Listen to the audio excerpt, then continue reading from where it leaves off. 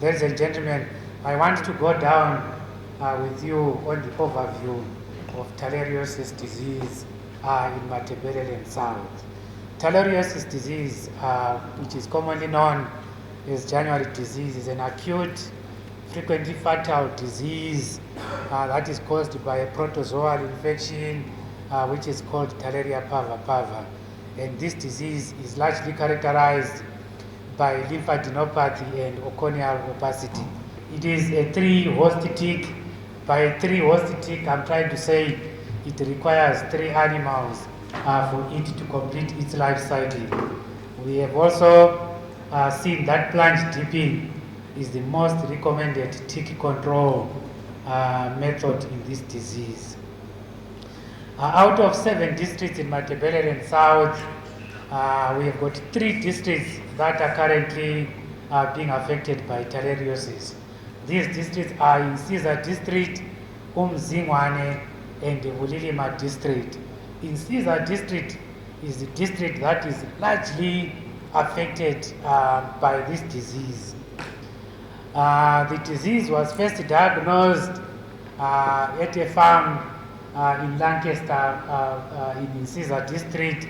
The most common method of tick control that was currently being used in Lancaster during the height of this disease was spraying. People spraying the animals using the knapsack sprayer.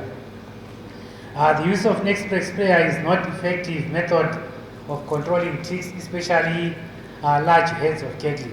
But one thing that we need to note is that most of these farmers that I'm referring to as Lancaster farmers, they don't stay at that farm.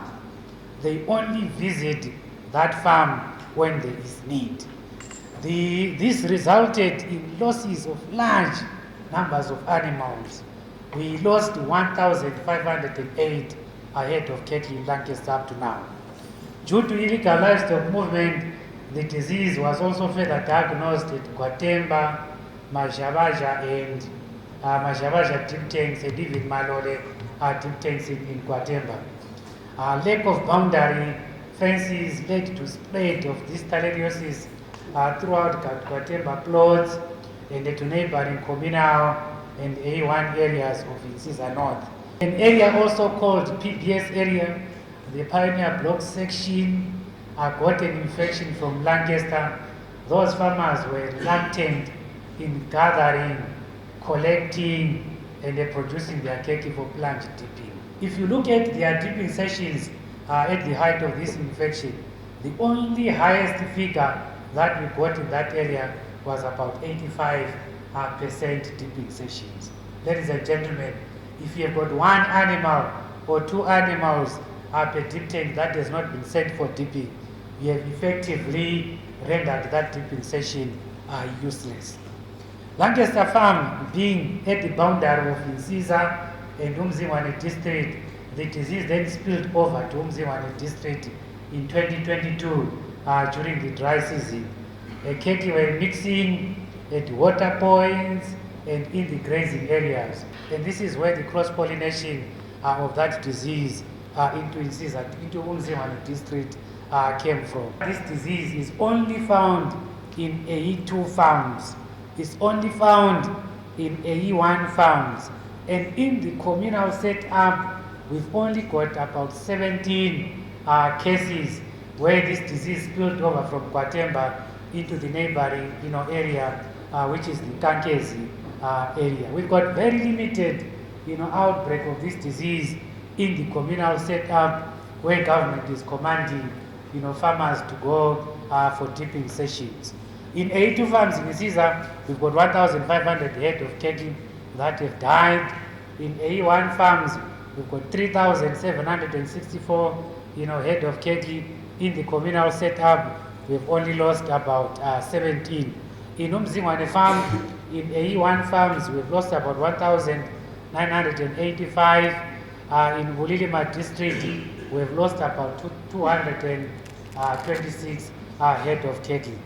All in all, if you make a sum up of these animals, we have currently lost about 7,500 head of cattle from 2001 up to about 2020 and 2023. So we have actually gathered a lot of farmers in Caesar district. We've gathered them, we've tried to educate them, and currently dipping is ongoing. We've actually increased the supply of acaricide. As I'm speaking now, I've got enough acaricide to dip animals probably up to the end of January. We've actually instituted the 554 dipping regime in all the hotspots that I've mentioned. The 554 dipping regime is actually an endeavor to try and break the life cycle of the brown-eared tick. Blitz tick distribution and the training on application has been done in all the hotspots, and it is actually ongoing as I'm speaking. Awareness campaign, the launch of the war against the January disease was done at Shamba, and our guest speaker was our CD, Dr. Nyeve.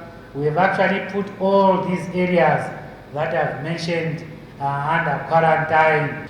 The province has actually received 11,088 doses of malaria vaccine. South staff were all recently trained on the vaccine administration.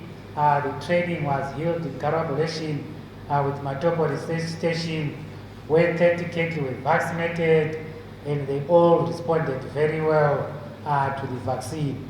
As Caesar district, we vaccinated about 1,500 head of cattle towards that disease.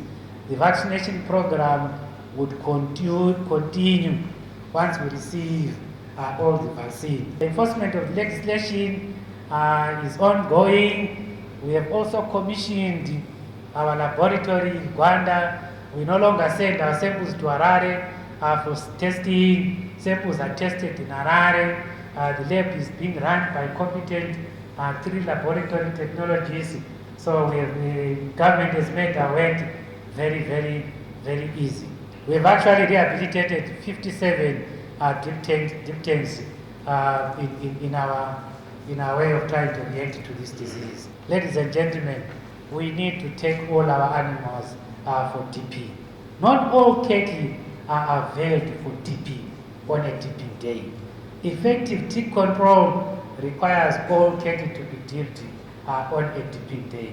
I don't know how I can emphasize this to farmers. I don't know. Some of the farmers that are in here, if I go down their history of their dipping regime, you will then explain, you then understand why this disease has killed the animals. You need to take all your animals for TP. We can see that food security in this part of the country is actually under siege. We can talk about the Fumvuza, we can talk about the cropping session, but there is no cropping session that can go on in this part of the country when our livestock are succumbing to that disease. So for that reason, I'm calling everybody here present that let's dip our animals so that we protect our food security.